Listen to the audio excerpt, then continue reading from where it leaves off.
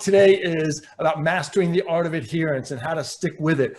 And regardless of maybe your anxieties or where you fall on the political spectrum, the fact is we all have to figure out a way to stick with it in our personal lives, but certainly in our business lives. So we're going to share some, hopefully some practical tools with you today, and have you guys share some too, because we're going to just do some breakout discussions and have you guys share some of your experiences around that. We're going to break that topic down in a little more detail, so don't sweat it. Again, I'm Lee Colan, Julie Davis-Colan. We're with the L Group. Our firm is really we're just leadership advisors dedicated to healthy growth. That's what we're all about. We live it and we breathe that. And that's healthy growth for you, the leader, healthy growth for your team, and healthy growth for the business. So on all fronts. So we've been doing these ever since March. And I guess hopefully we have a lot of repeat folks, so I appreciate you being back. We're just trying to pick topics that we think are relevant at the time. In the past, we've done how to build a positive mindset, I think. Julie led that, and how to take positive actions, building a healthy culture, how to engage the hearts and minds of your team, how to build a solid culture with a remote team. So a variety of topics. So glad this one caught your attention. So we're happy to talk about that now. And I think it'll be particularly relevant as we get into the new year and start planning. You're probably thinking about your plans and your goals for 2021 and how you could personally and professionally kind of stick with those plans, as we call master the art of adherence. So appreciate that. We've given you the capability to mute and unmute. So as we obviously go into the breakout discussions and stuff, please obviously unmute at that point.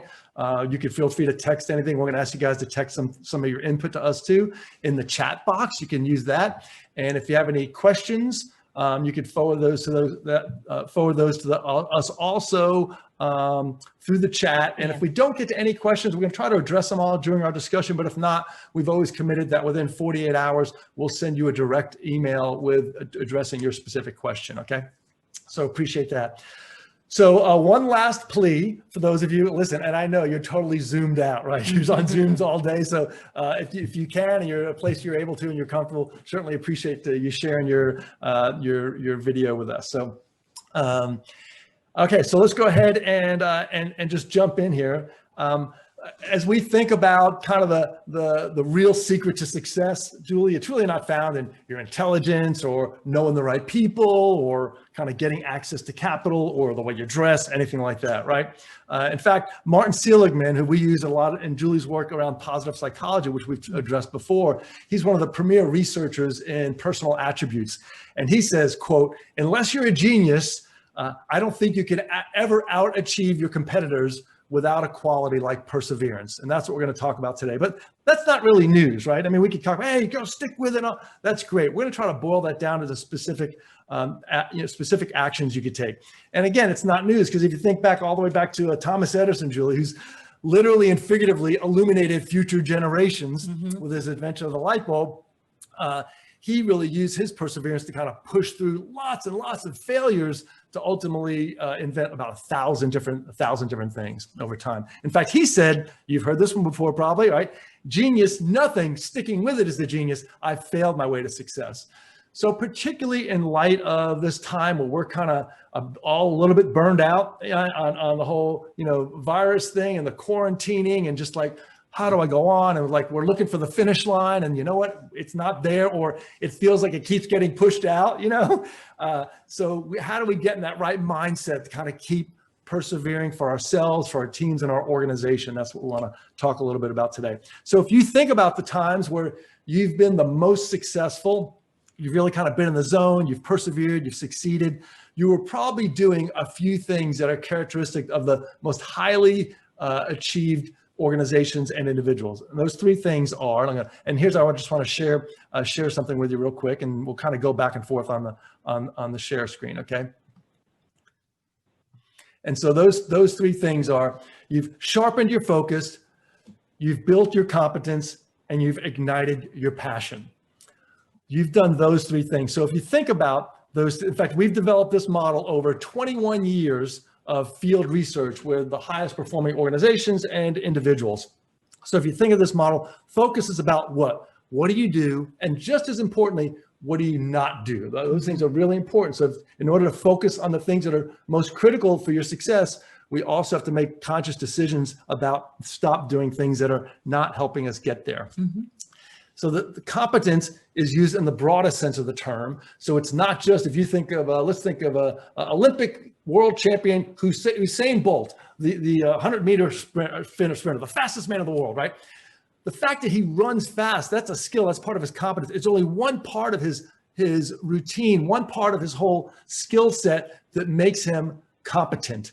He has a whole dietary regimen. He has a whole mental preparation regimen, a physical regimen, all of that, all those things together kind of come together to create competence. So as you think of competence in your world, it's not just your skills, it's the processes you use, the personal systems you put in place, the relationships you have, the language you use, all of those things are built to your competence, and that's the how. So we have the what and the how, and your passion is the why.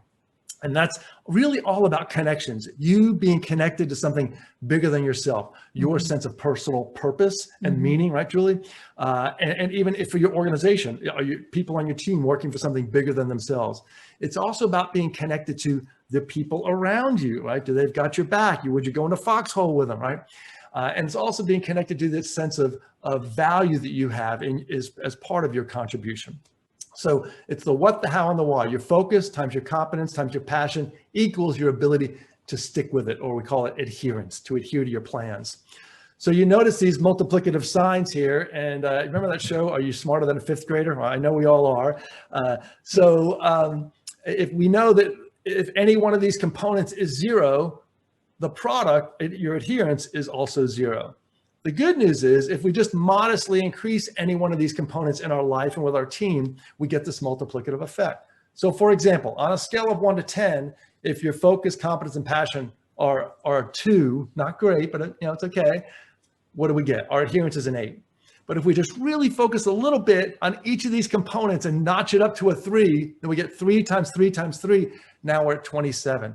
We get this really nice multiplier effect. So as we work with organizations, we do a lot of strategic planning and also execution work. We tell them, like, listen, most organizations have a decent strategy or a plan, just like you do. So it's not about having the best strategy or the plan in the world. We want it to be the best possible, but we've worked with plenty of companies that would have mediocre plans and strategies, but they execute the dickens out of it. They sharpen their focus, they build their confidence, they ignite their passion every day with themselves and their teams, and they are off the charts. So if you wanted to add to this equation, you put like strategy on the left-hand side, it would have an additive element there. So it'd be strategy plus focus times competence times passion. So it's important, but it's only additive.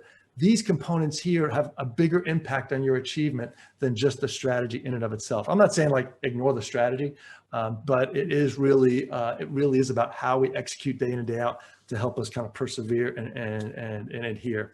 And so I think with that, it's an and both. Right. People think strategy is going to win the game. It's strategy and execution. So it's an and both world. So the strategy we say is necessary, but not sufficient. Right. We can come away feeling really good about the strategy. If we don't execute it, not so great. So anyway, so we've again developed this over 21 years. Over just field testing with clients and the highest performing organizations and individuals.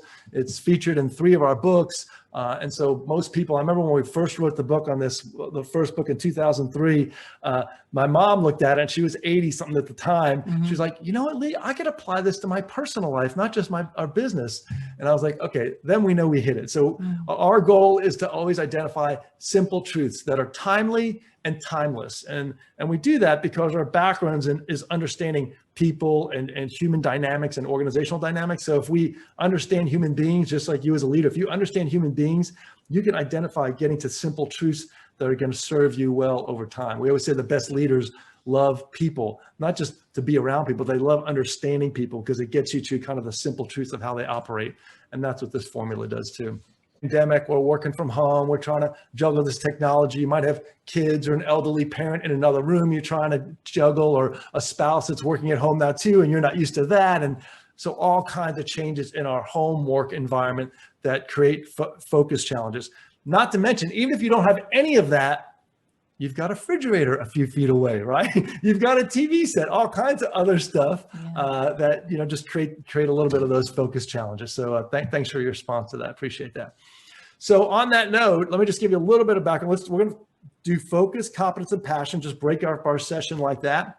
And just do one quick thing here. Let me just do a quick illustration about the power of focus. So if you think of the sun, it's an incredibly powerful source of energy, right? It gives up billions of kilowatts of power an hour, billions with a B. Those of you who are old enough remember Carl Sagan, billions and billions, right?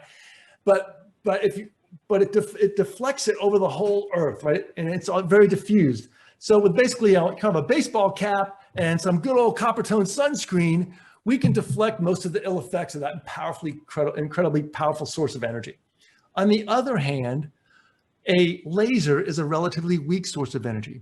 It gives off only a few kilowatts of power an hour, but it gives it off in a very focused, coherent stream. And with that relatively weak source of energy, we can cut a diamond in half. In some cases, we can even cure certain types of cancer, okay? So it's an illustration for us to say our efforts, if we focus them on the few most important things for us and our organization, have much more impact than trying to do lots of different things. And Julie's going to jump into that a little bit more here and talk about some of the brain science and some practical tools around sharpening our focus and the benefits it has for us. So I'll kick it off to her with that. Okay. So in this case, there's so much that's out of our control now. I'm going to focus on some things that you can control to control your focus. And really that's going to be between your ears and looking at your brain. The more control you take of the things that you can in your world, it's kind of a domino effect of positive effects later. So when you think about your brain, if you think about it like a PC, think about it like a computer.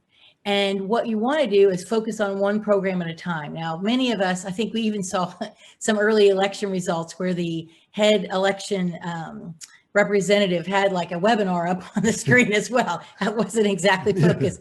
But many of us are trying to do multiple things, and technology really allows us to do that. So I'm going to really talk about two facets of focus to help you accomplish more with less effort and more effectively. So the first aspect is really looking at your brain as a computer and thinking about what program do you want to run and what do you need to get done.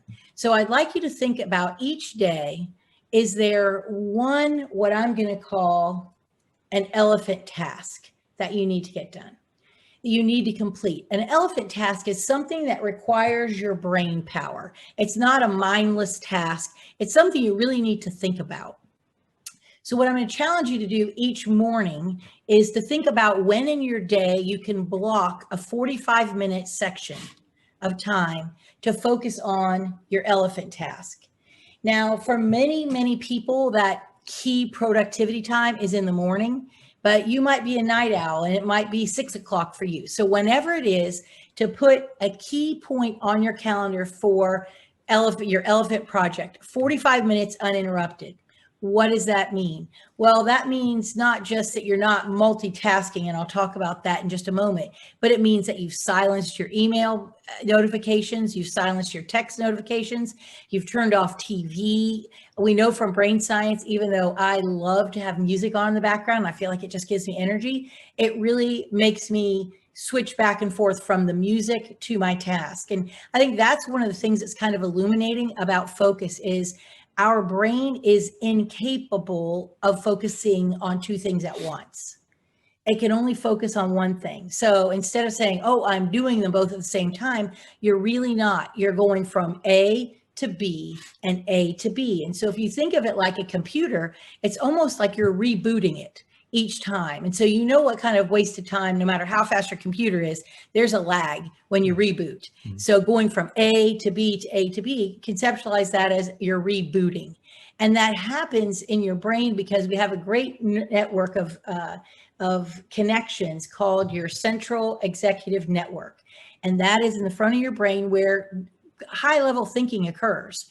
And it is engaged when you're focused. So by doing a single task that takes some thought, one of those strategy tasks, for a concentrated period of time, you're aiding yourself in getting a better output on that. So task number one is put an elephant in your room each day, 45 minutes to focus on one task. Did you have something you were thinking about that? Well, I just heard a kind of an illustration on this that was helpful. They used like a bucket, and like there were holes in the bucket. So your attention, when you talk about shifting from one task to the other, when you're trying to multitask, each time your attention, there's like a drip in the bucket where your attention goes out, then you've got to refocus. So really your attentional energy over the course of the day is getting diffused, just like the sun diffuses its energy. So it just kind of helped me think, like every time I do that, I'm really kind of, there's some attention that's dripping. I've got to re-engage, and just not as effective, even though it feels like it is. And if you're like me, I am an idea girl. So I literally can have an idea every minute. And that's probably not exaggerating. That is not exaggerating. So what do you do? How, I mean, I'm telling you to focus. How do you do that? Well, one just tactic is just keep a literal pen and paper handy. And when one of those random thoughts come by, whether it's something that you have to do for the family, need to, pick this up for, Johnny's soccer team, or I have this big project. Oh, I need to do this for my presentation tomorrow. Just literally like write it and put it in a parking lot. Allow yourself to work with that. And, the multitasking thing, it's been a badge of honor for many of us for years. I mean, you almost feel like, and I love my husband, but I think maybe he's multitasking when he set up the time at 2 o'clock. For sure. It just doesn't, it's easy to make a mistake, and it's easy anyway, but I mean, it's easier when you're doing multiple things at once. The interesting thing about multitasking is we know that it decreases productivity by about 40%. It increases errors. It also increases negative emotions. And in this time, the last thing we need is to add more negativity to our existence. So by tackling a single task, we increase our effectiveness and we increase our positive emotions.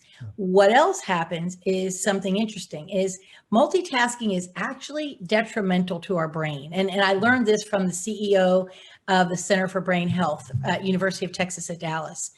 I used to work for the American Heart Association, so very familiar with heart health risk factors. And her analogy was multitasking is to the brain as cigarette smoking is to the heart. Multitasking is to the brain as cigarette smoking is to the heart. Well, if there's no other reason to stop, it's that. And what they can see is there's atrophy in the brain when we're trying to do multiple things. So there's a short-term impact and a long-term impact. So the other piece of focus that I'm going to talk about just real quickly, another tip, is really now we are, many of us aren't even walking to the car to drive to a client or drive to an office. So, in front of a computer, hours can go by. And I know, like, my daughter uses her Apple Watch and it pings her every hour and tells her to get up. But if you don't have that, I'd encourage you to create a system where at least every hour you get up and just walk around a little bit, move, and don't take your project with you, but just divorce yourself from the computer for a minute, walk around and get a little bit of movement in every hour. That, in addition, will help you focus on your tasks as you go forward. So the focus on one task, focus on every 1 hour, some movement on there. So just a few quick tips on focus.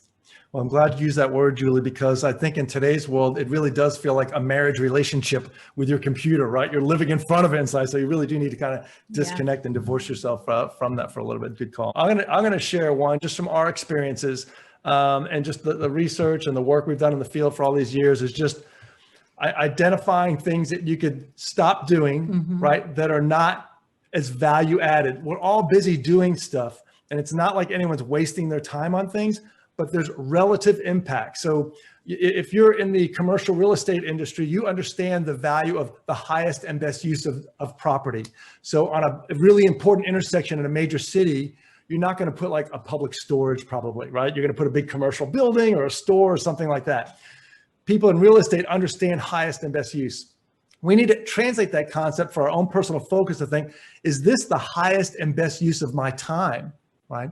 So be thinking about that as you're going through your tasks every day. Like, okay, I'm doing this report, but like, is that report really helping me to get to my goal? If I know no one's going to read it, or I'm not even using it. So all these little tasks, much of what we do every day is habitual. So be thinking about, okay, I need to be discriminating. Is this task that I'm doing the highest and best use of my time to achieve whatever goal I have for today, this week, or beyond? Okay. Yeah.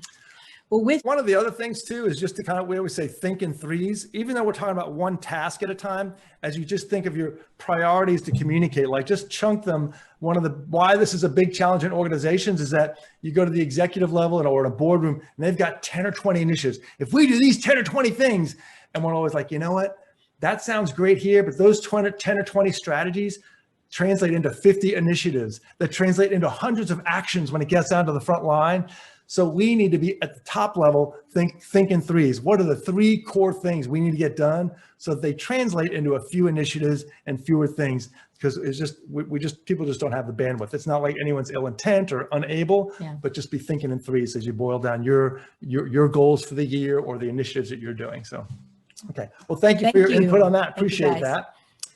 So we've talked about focus, which is our what, and now let's talk about competence, which is our how. And I'm going to talk about a skill. Remember, I said it's not just your actual skills; it's everything. It's your language, your processes, the way you communicate, the little systems you use.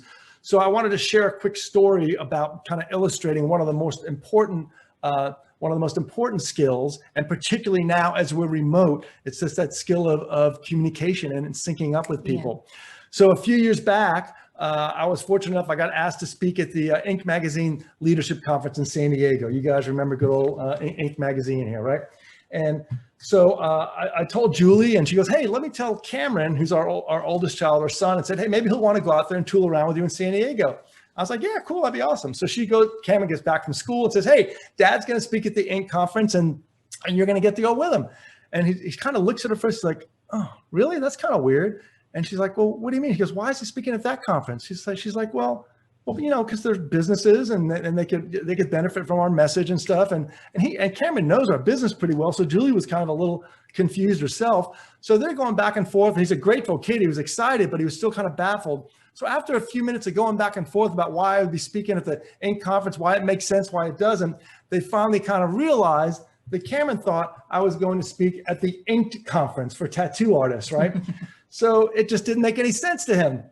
So they are businesses. They could certainly use our help too. Nothing wrong with that. But here's a simple communication between a mother and a child who know each other very well, very easily with your assumptions, your experiences, and your expectations of one party, and the other parties bring around their assumptions, experiences, and expectations. It's very easy to just not be in sync in the simplest of things. So now extrapolate that to your organization. And now that you're not even together as much, you can't pick up on kind of the daily interactions and some of the nonverbals. Very easy to kind of get crossways, or you're sending somebody a cryptic text and they're like, oh, why'd you use that emoji? Does that mean you're mad at me or whatever, right? So it's really becomes more and more important now that we sync up with our communication. So I wanted to share a screen with you just to share a couple other nuggets here with you real quickly. So we always, we tend to use a couple things to really make sure that we have clarity around expectations. And this is, talk about not rocket science, but understanding human behavior, these simple points of clarity. Great to have SMART goals and all that, but we're just like 3 simple things: what, who, and when. So whenever we leave a meeting or anything, we always make sure we're not meeting for meeting's sake. We're meeting to figure out how we move the organization forward. So very simple: what's going to happen, who's going to do it, and by when. Doesn't have to be any more complex than that. And it starts building in this accountability and also alignment, because you're writing it down. It's like, oh, wait a minute, that's not what I thought you said. So you'd be surprised in a meeting, even though you think you're in sync, and then you write it down. It's like, oh, wait, I thought you were going to do that, not me. Oh, me? Okay. By when? Oh, I thought you said next month, not next week. This is just natural. Human communication is a highly imperfect science, and I wouldn't even call it a science, Julie, right? It's an art. So this just helps take the art and bring some discipline to it. I personally try to carry around a 3W form in my mind, just so even as I'm crossing someone in the hallway, or just a quick phone call or a quick Zoom or something, now to say, okay, let's just get this straight. We maybe had to chat for a few minutes, but you're going to do this by then, and I'm going to do this by then, just to make sure you sync up. So think about you're just using a 3W form, whether it's a real form coming out of meetings for your team, or just a mental template in your mind to ensure that you're synced up with people before you move on. Never assume that you're just in sync on your expectations. 80%, we do a lot of executive coaching. 80% of the time when there's a performance issue, it comes down to that executive not really being aligned and syncing up on expectations up front. Had they done that up front, they wouldn't have the issues on the back end. It's, to me, the ultimate pay me now, pay me later leadership proposition is aligning on expectations up front. And that's really just a communication skill that we have to be disciplined about. Okay. It's not about being articulate. It's about being disciplined about it. So that's just one quick tool. I want to share this other one too, is talking about what specific, notice the word specific here. We had specific expectations and specific consequences because ambiguity is the Achilles heel to clear communication, right? And it's also the Achilles heel to accountability for your team getting what they need to get done in an organization. So we have to be very specific with our expectations, and in this case, our consequences. So this is what we call the circle of consequences. If you've read the book, stick with it. You've kind of seen it in there. But really just having a conversation with people on the team saying, I'm going to assign you this task. And particularly in today's world, people don't want to just do a task. They don't want to be robots. They want to know why. And answering the why question, which is the fourth W, by the way. We had the 3 W's before, like what, who, and when. But the fourth W is the why. That's the motivating question. So you tell me why I'm going to do it. Now I'm like, okay, I'm just not doing this because he said to do it. I understand the impact. So literally taking 30 seconds or 60 seconds to walk people around the circle of consequences. If you do this well, Julie, all right, this is what it means, your personal performance. And that's how it's going to affect our team, right? And then that's how it's going to affect the organization. And as a result, our customer experience is going to be better for that. And that's what affects our shareholders, or even broader, our stakeholders, everybody, the community, our vendors, our partners. And then right back to answer that what's in it for me question, and that's okay. Here's the personal impact on you. You'll have more skills in this area. You'll get exposed to senior management. Maybe there's even a reward of some financial or non-financial in it for you. But taking the time to do that up front really makes a big difference for your team. Before you leave that, I'm going, in my mind, I'm thinking, you know, we could really help the workforce of the future with our children. Because what does a child ask you when you ask them to do something? Yeah. Why? And what was the old age answer? Because I said so. Yeah. But if you stop to say, you know, for a minute, this will happen. If you do this, this is what will happen, whether it's with the task or the family or whatever. It's a natural, it's the natural way our brain thinks. That's right. So we could kind of prime the pump, I'm thinking, even with the little ones. There you go. There you go. And really answering the why questions provides context. And with that context, it gives the task meaning and then gives the person motivation. Context, meaning, motivation. Okay. Which kind of leads to passion. Right. There we go. So good segue. I didn't even know I was doing that. Okay. So that was a little bit, we talked about focus, and that was just a little bit on competence. In this case, the competence was about our communication. We wanted to highlight that skill here because it becomes so critical in the environment we're living in now. Absolutely. We'll send you some follow-up tools and stuff, and you'll see that there's more to it under this, in this particular section. We're trying to pull a couple practical highlights out for you. But the next component is passion. That's the why question, right? It's all about connectedness. We talked about connecting with your sense of meaning, connectedness with others, connectedness with your sense of value. Well, particularly in this environment, one of the elements or the strategies you can use to create that sense of passion is to use rituals. And rituals are very powerful. In fact, they provide structure for people, whether it's ritual in a daily check-in or a monthly call or a weekly celebration. Structure is really important to people right now when everything's kind of unstructured and I'm at home and I don't even have my commute to work to kind of demarcate when my day starts. Now I just roll out of bed and I go into my kitchen, I turn the computer on. So structure is really important byproduct of rituals.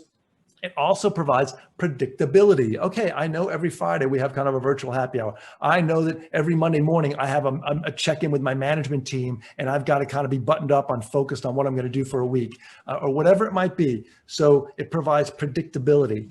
And it also provides, very importantly in this situation, connection, Julie, right? So it's structure, predictability, and connection. And so rituals are really key, and do not underestimate the need for connection. We're all social creatures. We want to feel connected, and we're living in a very disconnected world right now. So to the extent that you have certain rituals that reinforce that, it's very powerful.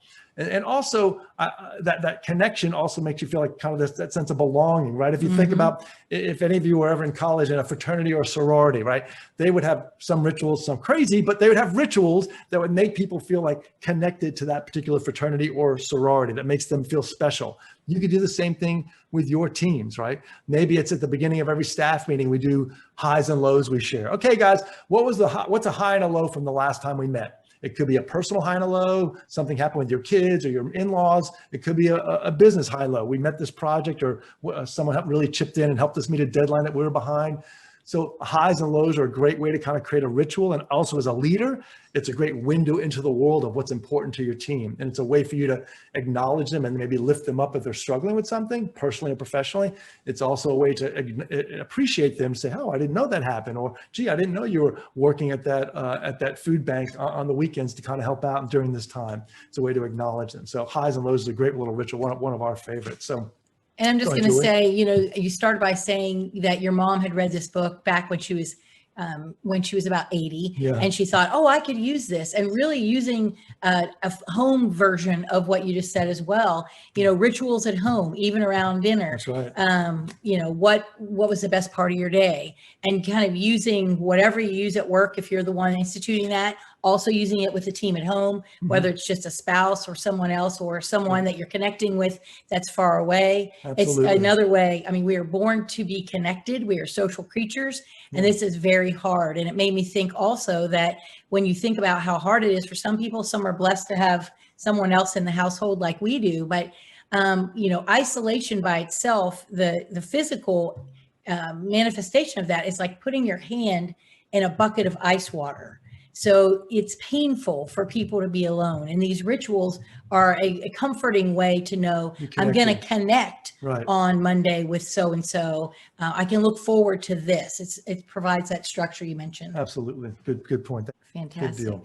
Listen, it's not uncommon if you think about it in the workplace, whether you have daily huddles or just it's the leader kind of walking around checking in with everybody.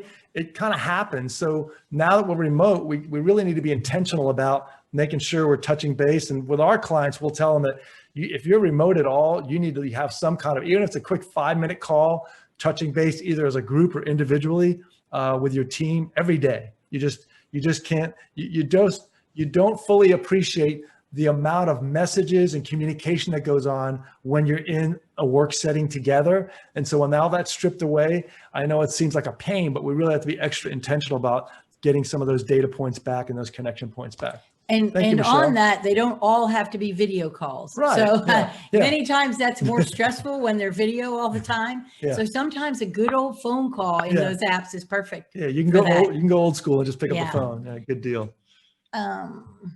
Angeline, did you have a comment? No? Okay. So think about your rituals for your day. Some of them could be twofold. Like Bob, you mentioned about like exercising, like getting out either at lunchtime or the end of your day kind of demarcates, that's the end of my day, right? Yeah. Or the beginning of your day, you might have quiet time where you pray or meditate or do something else like that. Gets you prepared to go into work. One of the things that people don't fully appreciate about going into a workplace is that it provides structure in your day, and like you drive into work and you kind of have that time to like mentally prepare. Even if you're just listening to music or something, you're prepared to go to work. And the same thing, you debrief with yourself on the way home. Now you're rolling out of bed and just jumping right into it. So think about even rituals for yourself to kind of help you prepare for the day and decompress for the day, or at least define the end of your day. Bookends. Because we're hearing a lot of people just kind of having this blurred life, no beginning, no end, and it's just not sustainable. So anyway, okay. Yeah. Well, thank you so much for sharing that. Well, let me just wrap up here in just the next couple minutes, and just we talked about your focus, your competence, your passion is your ability to execute, with your ability to adhere or execute your plans. Again, we'll send you the recording. We'll send you some tools and just a summary of some of these things that will kind of help kind of trigger your memory and hopefully have some more practical tips in there for you. I think most of you already subscribe to our newsletter. So even if you go to our blog site, you can even go in the right margin and you could search by execution. And then all the blogs over the past 20 years will come up around execution, just a lot of practical tips and stuff in there. No selling involved, just some hopefully some useful tips for you. So let me just ask you, does anyone know the historical significance of the date December 20th, 2019? Not quite a year ago. Very historically significant date, December 20th, 2019. Anyone kind of a recent history buff here? No? Anybody? No, I'm just looking. No one? Okay. Well, all right. You guys obviously don't really know your history as well as you think. Listen, that was the opening date of the last Star Wars episode. Come on, guys, get with the program, all right? So I was going to guess it was Lee Colan's birthday. Yeah. No. This was more important to him than that. Yeah, that's way more. This is way more important than my brother. Trust me. So listen, I love Star Wars and I love my little friend Yoda, right? And we all know Yoda's favorite saying, right? Do or do not. There is no try. And so if that little green guy with the green ears poking out can be passionate about his commitments and how he sticks with it, we can be too. And the fact is, life rewards those who let their actions rise above their excuses. And certainly now we're in a situation where there are plenty of excuses. It is hard for everybody, but we've also seen organizations that have figured out, you know what? It's just another challenge. We're going to figure out a way to get over it. We're not going to treat it as an excuse. We're just going to rise above it. So we'd encourage each of you to do that individually and with your teams. Let's just put our heads together, figure out what we need to do. What do we need to do to sharpen our focus, to build our competence, to ignite our passion? Don't get overwhelmed with it. I know there's a lot going on. One of my mentors, the late great Zig Ziglar, used to say, you don't have to be great to get started, but you got to get started to be great. So I'd encourage you guys to kind of just get started, and we would add to it. You got to get started and then stick with it, right? So we'd encourage you to just take one nugget. We're going to send you some tools, just one little nugget to kind of create a habit out of that and move forward with your adherence. You can learn a little bit more about us. You guys have been on our website at thelgroup.com. If you don't get our newsletter, again, there's no selling in it. It's really just about some practical tips. You could text the word leadership to 444-999. Just text the word leadership to 444-999. Also, we do a lot of this work, strategic planning. We work with companies consulting on their execution. We do a lot of executive coaching. So if you ever have a need for anything like that, we'd love to be able to serve you. But in the meantime, thank you very much for being here. Thank you. Sharing your good ideas, and have a great day. Regardless of what happens in the election, have a great day and make sure you're sticking with it on your own plans. All right.